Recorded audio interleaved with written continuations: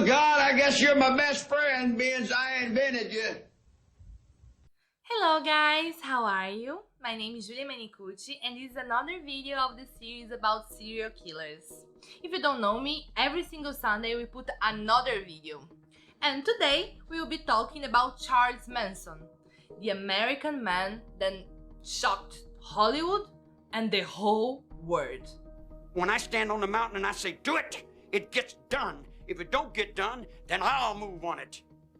And that's the last thing in the world you want me to do. Besides his story, I will also make a little body language analysis of some videos and interviews that I found of him, and in my opinion, this is the most interesting thing, understanding what was really inside of his mind.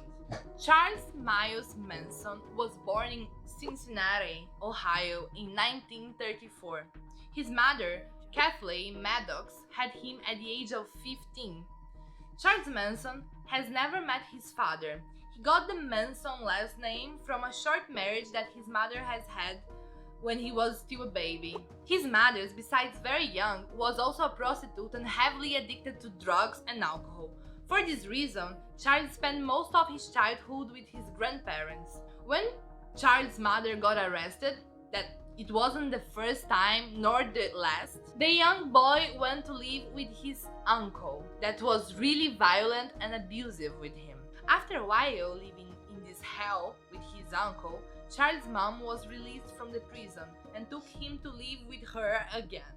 But I bet things weren't much better than living with his uncle, you know? I feel like his mother was not very attached to him, and Charles Manson says that she once sold him in a bar in exchange of a shot of alcohol.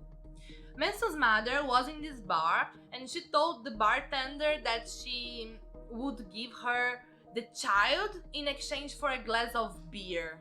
Well, the bartender wanted the kid and gave her the beer. Manson said that only 4 days after he was living with the bartender, his uncle was able to find him and take him back home. Sometimes I wonder if it wouldn't have not been better for him to live his whole life with this bartender. Well, I think this was a deal break for Charles, and he started committing small crimes and stealing some things. I think he was like revolted. He was sent to a reformatory, but when he left, he continued with his crime. When he was around 12 years old, he started looking for his mother again. Somehow, I think it was the last time that he would really seek for his mother's love. But guess what? She ended up rejecting him once again. Well, he went back to the crime life and was put in another reformatory and other institutions. He even went through psychiatric evaluations. In one of these, they said that behind all these lies and coldness, he was actually an extremely sensitive boy that had not received enough attention to develop normally. He was often running away and being caught by the police and over again. At the age of 17, when he was about to be released, he raped a boy, putting a knife against the victim's neck. He was then sent to a more secure institution where he abused other men. He claimed that he has been raped many times and in many violent ways as well. Probably he started harassing these boys as a way of revenge. He was transferred to many different institutions, and in another prison, he suddenly changed his behavior. He started to read a lot, study, write, and he was much more collaborative. At the age of 19, he was able to leave.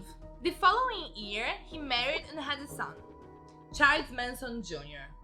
He worked in low-skill services for which he received a pretty low salary. Then, to complete his income, he started stealing cars, and obviously, he ended up in prison again. In that occasion, his wife even left him. He spent 3 years in prison and got released.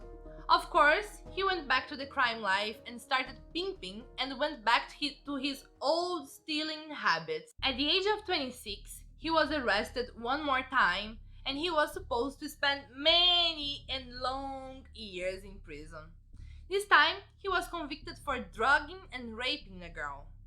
That was the period when he started getting into some not very well known philosophies as Scientology. He was also extremely obsessive with the Beatles. And believe it or not, he thought that once he had the opportunity, he would have been even better than them. Well, assuming this, he spent most of his time composing new songs and imagining his life as a rock star. His harsh life and experiences probably played a huge role in his adult personality, since he definitely had many disorders and mental issues. In mid-1967, he formed and led what became known as the Manson Family, which was a kind of religious cult in California. He was the mastermind of a series of 9 murders with his followers at 4 locations in July and August of 1969.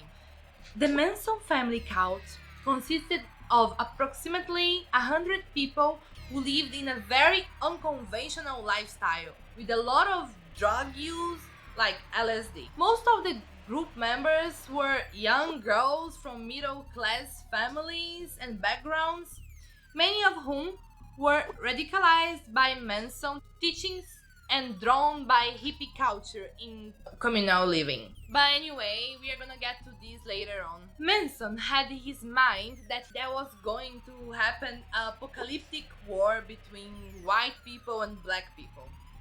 This utopic, almost lunatic vision involved reference to several songs of the Beatles, particularly songs from the White Album. He also used as reference some parts of the New Testament book of Revelation. Well, to cut a long story short, he was telling them that there would be this apocalyptic war and the blacks would win and rule the whites. Then the Manson family would come and save the white people from the black ones. I still struggle to understand how they could believe all this bullshit. You know, his interpretations were clearly nonsense. You can find his insane explanations of the lyrics in many sources. But take a look at Helter Skelter, the song that Manson named his war after.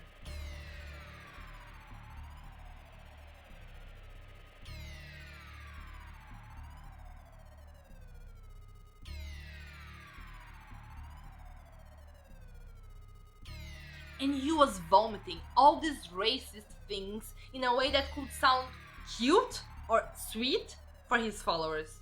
Like, one of his followers said that he was saying things like, God wants a garden made out of flowers of the same color, or something like this.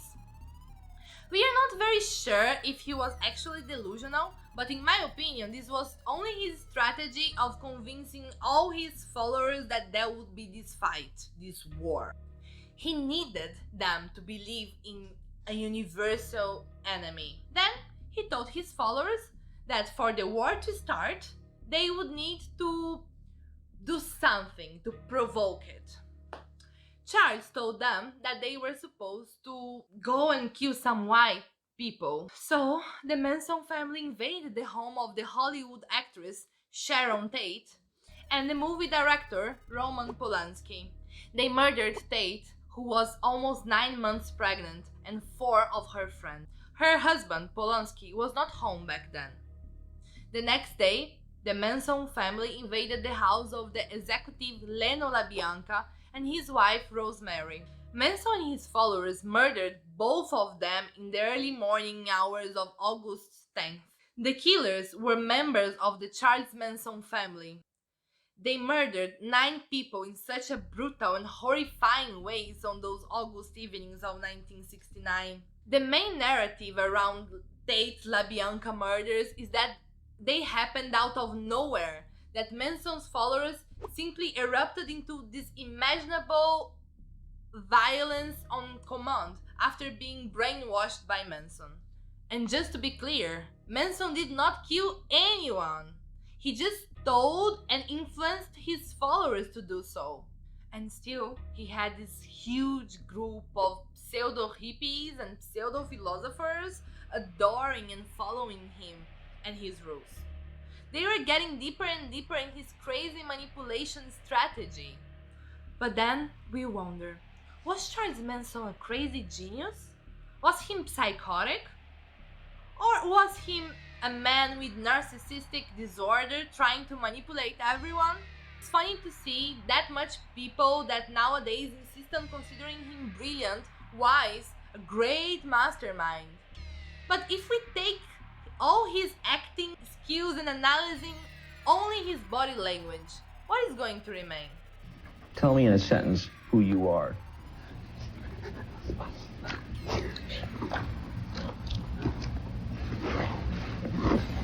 Nobody. I'm nobody. I'm a tramp, a bum, a hobo. I'm a boxcar and a jug of wine. And a straight razor if you get too close to me. Here we can see the traits of his personality that recall immediately many symptoms of a person with antisocial, psychopath, and narcissistic disorder. When asked who he is, Manson immediately moves himself towards the interviewer, making those faces like, and invades the personal space of the interviewer. He does so because that's all what Manson is about. Being the center of the attention, being perceived as a different person from everyone else, and a little intimidating. And in the end, he tries to be threatening and makes this huge contempt face when he says that he could be a straight razor if someone gets too close to him. There are so many studies about serial killers and psychopaths in general saying that they tend to behave differently on purpose just to be looked at. They want to be noticed more than other people would normally. And in Charles Manson's case, he tended very much to the narcissistic disorder as well. People with these traits of personality always make a lot of noise, a lot of face, simply because they have this exaggerated sense of self-importance as well as a sense of entitlement, and they require constant, excessive admiration. Manson feels like looking different will make him look smarter, almost divine. It's like he's look smarter, almost divine. It's like he's apart from us mortals. And even if Manson did not study that much or had such a big knowledge about things, he always felt like he was somehow superior to other people, smart and more intelligent. So he also believes that he should act in this way. He should act differently. He should speak in a philosophical way. He has answers that for many people could sound philosophical, but it's just because we cannot understand very much what he really means. The funny thing is that he does not even agree with what he's saying. It's just his method of manipulation again. He tries to make the interlocutor think that they are not smart enough, that they are not able to understand such a clever and wise person. He answers that he's nobody, and then all that bullshit just to make the interviewer confused. He did not even believe he was nobody. It was his way of transmitting the idea that his intellect is way higher than anyone else, or the person that is in front of him. As you can see in this interview, the idea that he considered himself nobody is not true. Check it out. I don't want to take my time going to work. I got a motorcycle and a sleeping bag and 10 or 15 girls. What the hell I want to go off and go to work for? Work for what? Money? I got all the money in the world. I'm the king, man. I run the underworld, guy. I decide who does what and where they do it at. He considered himself much more than nobody. He considered himself, in his own words, the king of the underworld. But let's be honest, do you really think he believed that he was divine? Well, I don't. This was his manipulation again, his acting skills, and he actually believed that he could manipulate everyone. He created this family in which people would even become murderers if he would say so. He had everyone under his commands, and all these people were believing that he was divine, God. He knew that he did not have superpowers, but he also knew that this strategy had worked so many times. Well, God, I guess you're my best friend, being I invented you. You believe in God, Charles? Sure, I believe in myself. Why wouldn't I? Which one? Are you Jesus Christ? Which Jesus? There's all kinds of Jesuses. There's a black Jesus down in Florida. He's having a good time. There's a Mexican Jesus in Mexico. I mean, there's all kinds of there's a Jewish Jesus. I mean, Jesus, you know. There's all kinds of Jesus coming back everywhere. And nothing can stop it. It's a consciousness that lives in your mind. You know. Again, here we can observe the same faces, the same way of intimidation, and his sarcastic speech almost sounding like delusional, just to confuse people. But you know, these are just some traits that we can see many years after his crimes. The way that he acted with his so-called family was very different. First of all, Manson chose women who were alone, confused, and eager to please and find roles for themselves in the world. I know it can sound like ridiculous for us women, because nowadays we are so independent, we are so free and as capable as any man. Feminism has helped us so much, but in the 1960s things were a little bit different. Many women were like willing to follow a man if they would feel loved and respected by him. It was an idea that they could only become complete and protected if accepted and loved by a man that, I don't know how, but in their minds, men were superior to them. Manson manipulated these girls in a way that they believed that they were special, loved, protected, and important to someone. Someone that was more than just someone. They were feeling like they were loved by God. He was lying to them. He was using religious-themed dialogues in a philosophical way that would make them basically hypnotized by his words. And to help him with all these tricks, he was offering them a lot of drugs, especially LSD. Many sources say that he would take half dose or no dose at all, just his followers would be extremely high and he wouldn't. This was his way of keeping control of the situation, of having the right words when people would be more vulnerable. And their routines were quite unusual. They had poor diets, they would not sleep enough, they would be isolated from the rest of the world. They got brainwashed by Manson, and it was almost impossible to get away from it. Manson made them believe that they had never been loved by their families, and only him could actually give the affection that they actually needed. He would offer them the family that they demand. He would be the father and the lover that they never had. He was using their weaknesses against themselves. He robbed us from our parents, and he gave us back to ourselves. He was creating inside of the family a feeling of acceptance and unconditional love. He was able to become everything his followers needed just to please them, just to make them stay true and loyal to him. The combo of his manipulation skills, evilness, and the fact that he was choosing such vulnerable victims to be his followers brought him very positive results.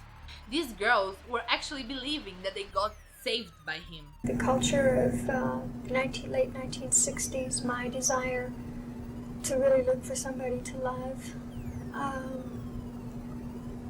I just got deceived. It's like kids my age, 17, 18 years old at that time, with the drugs and the drug culture, it was an exciting thing, you know, and I just got caught up in it. Got caught up and carried away. I think everybody that was into the drug scene in the late 60s was really looking for acceptance and love and wanted, they were tired of double standards, they were tired of hypocrisy as I was, and they wanted truth. Well, truth has been said it's relative to what you want, but there is a real truth. The thing is that they were not even being respected as much as they thought. It's true that Manson was making them feel this way, telling them beautiful words and making them believe that they were super important and for him and sexually free as well. But Manson was not only having sex with them, consensual and not consensual, but he was pimping his girlfriends. He was offering these girls to other men if he would need favor from them, from these men. He was somehow super attractive, he was charismatic, he was a good speaker, he was charming, and he was making people like him and feel attracted to him. Maybe because of his poetic, outlaw, philosophical way of behaving. He would say himself that he's God or devil. And this would shock his family, at the same time that would make them admire and fear him even more. They would understand alone that he was the leader. They should never, ever disagree, disrespect, or try to go against his ideas. Not only because he would slap their faces whenever he would say so, but also because they were like believing 100% that he was God, that he was divine. The Manson family really cared about him. The people that committed all those crimes in his behalf were pretty loyal to him, and only one of the members that made part of these crimes would witness against Charles Manson. That was the proof that the brainwash was so well done that they wouldn't care about themselves as much as they would care about Manson. There was only one girl that witnessed against him, was Kasabian. She was the key witness in the prosecution of Charles Manson and his followers for the 1969 murders. Even though Kasabian had been an accomplice to the murders, it means she was their driver and the lookout. She had never prevented the crimes or contacted the police afterwards. At least, she has never entered in any of the residences and did not physically participated in any of the murders. I mean, she didn't kill anyone. She also said that she was very reluctant and upset because of the crimes, and she even challenged Manson back then, saying, quote, "I'm not you, Charlie. I can't kill anyone." Quote. She was the only member of the group to express remorse and sympathy for the victims. When brought back to Tate residence to help to reconstruct the crime scene there, Kasabian suffered an emotional breakdown. She was like almost depressed for what happened. Well, except for her, all the family members were put in prison. Manson initially got sentenced to death penalty, but he got to reduce his sentence to life in prison. According to the psychologists that studied Manson, he had a history of controlling behavior and mental health issues, including schizophrenia and paranoid delusional disorder. However, his narcissistic traits were there and we cannot deny. Schizophrenia and paranoid delusional disorder would not explain his lack of remorse, lack of empathy, lack of insight into the causative factors of the crimes, lack of understanding of the magnitude of his crimes, and his completely disregard for human suffering. Charles Manson died in 2017 at the age of 83 and after 46 years in prison. It's sad to say, but someone like him had no condition to live in a normal society and respect people and rules. He believed that he was better than anyone, and once free, he would start his manipulation games again, for sure. Well guys, this is a brief analysis of his personality, of how he was manipulating and how he used his followers' weaknesses to transform them in bloody puppets. It's so freaking crazy how this dude could destroy so many people's lives with his megalomaniac and narcissistic way of being. Obviously, not everyone that suffers from these disorders will be mean and try to manipulate you, but it's possible. So, take care. Try to always believe in yourself, in the reason. Do not let anyone try to isolate you from your real family, from your real friends, from the real world. Be aware that if someone is trying to do this, they probably want to take control over you. Believe in your own intuition, in your own feelings. Our bodies somehow try to tell us when something is not right and when people are treating us badly. So even if they find 1 million reasons and ways to justify it, ask yourself what your best friend would think about this story. Always remember, you get to protect yourself and you can do it. You do not need a savior or a protector. These things always come with some conditions that aren't always good as they look like. And last but not least, kids do not accept drugs from strangers. So guys, what do you think, honestly? Do you see his narcissistic traits as I do? Do you think he was believing in this whole story of war between black and white people? Do you think he was schizophrenic or he was just trying to reduce his sentence? So guys, let me know if you find this story interesting and want to know a little bit better with more details. Let me know that I can do a second video saying and telling you a little bit more and getting a little bit deeper in his story. Thank you for coming. Thank you for staying until the end, and don't forget, please, to leave me a like here, to comment down below, and to subscribe. Tell me please your opinion, what you think about him, and see you in the next videos. See you soon, big baboon. I think this is better than see you later, alligator, right?